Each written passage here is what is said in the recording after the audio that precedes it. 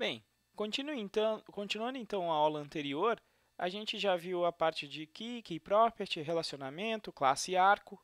Inclusive salvamos o relacionamento, mas falta eu fazer o quê? Eu conseguir recuperar os elementos desse relacionamento. Beleza? Bom, então, para fazer isso, eu vou voltar lá no meu código e a ideia vai ser o quê?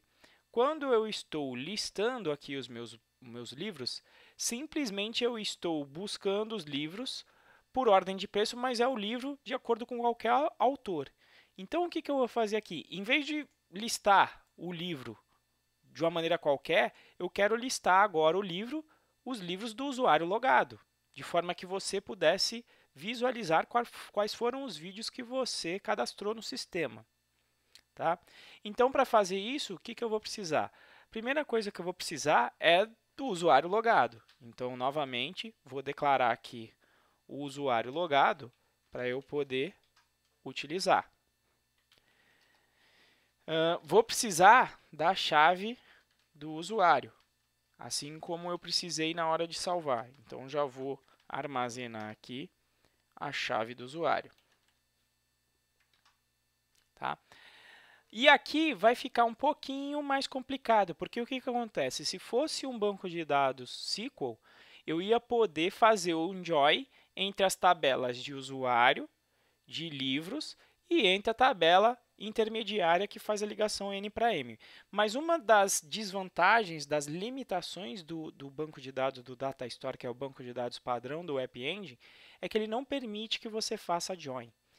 E por que ele não permite? Porque quando você tem muitos joins na sua aplicação, ela não costuma escalar bem. Muitas vezes esses joins se tornam um gargalo na sua aplicação. Então você já tem essa limitação desde o início. Tá certo? Então o que a gente vai fazer? A gente vai ter que mais ou menos fazer um join na mão, utilizando os conceitos que a gente já conhece. Então, o que eu vou fazer? Aqui eu não vou poder mais buscar por um livro direto, da maneira que eu fiz aqui. O que eu vou precisar fazer? Eu vou precisar buscar quem são os elementos, relembrando lá, do meu autor arco, cuja a origem seja igual à chave do usuário logado. Se eu recuperar essas entidades, eu vou ter as respectivas chaves de destino, que justamente são as chaves que representam o meu livro.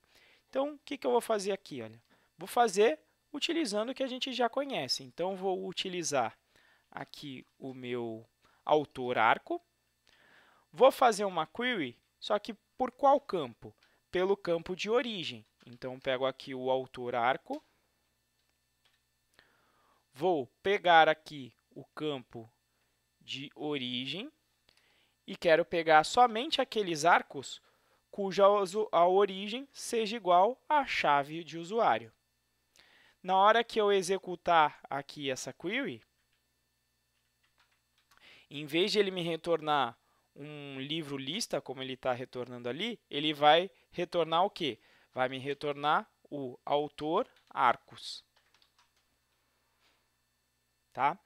E aí o que acontece? Dessa entidade autor arcos, eu tenho que extrair as chaves de destino, porque são as chaves dos meus livros. Então, para fazer isso, a gente pode utilizar um list comprehension de maneira parecida com o que a gente utilizou aqui embaixo para transformar as propriedades do livro. Então, o que eu vou fazer? Vou criar uma lista de chaves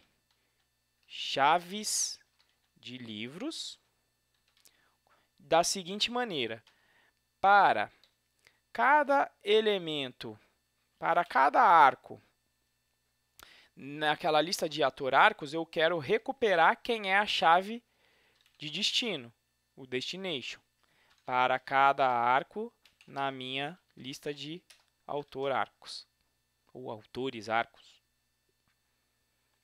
Beleza? Aqui eu recuperei só as chaves. Eu preciso recuperar todos os elementos cujas chaves se compõem por essas daqui que eu extraí desse cara. Então, eu vou ter que fazer uma segunda busca no banco por essas respectivas chaves. Quando você tem uma lista completa de chaves, o que você pode fazer? Você pode utilizar da classe NDB, você tem uma chamada que chama getMulti, onde você passa várias chaves, uma lista de chaves, e ele vai fazer a busca no banco de acordo com as chaves que você colocou. Então, dessa maneira aqui, o que está acontecendo? Lá no salvamento, eu estou salvando esse relacionamento e na hora de listar, agora, eu estou listando somente os livros do usuário logado. E aí a gente pode testar. Por exemplo, criar aqui um novo livro. Então, crio lá um App Engine e Python, coloco aqui um preço para ele, R$ 28,99, data de lançamento 2/9/2014, dou um salvar, vamos ver se funciona. A priori, ele salvou o meu livro aqui, mas você ainda não sabe se ele atrelou a esse usuário, né? Olha, vou salvar até um segundo livro. Então, objetos pythônicos, coloca aqui um preço também para esse cara. Lançamento, esse no ano que vem. Dou um salvar. E aqui eu atrelei, então, 2 livros a esse usuário logado. Como é que eu provo para você que ele está atrelado a esse usuário logado?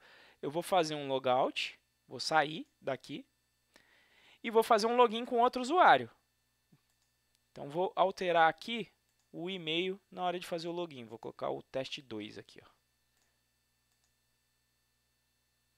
E aí, olha o que acontece. Quando eu acesso lá o meu livro, deixa eu ver se aqui ele está...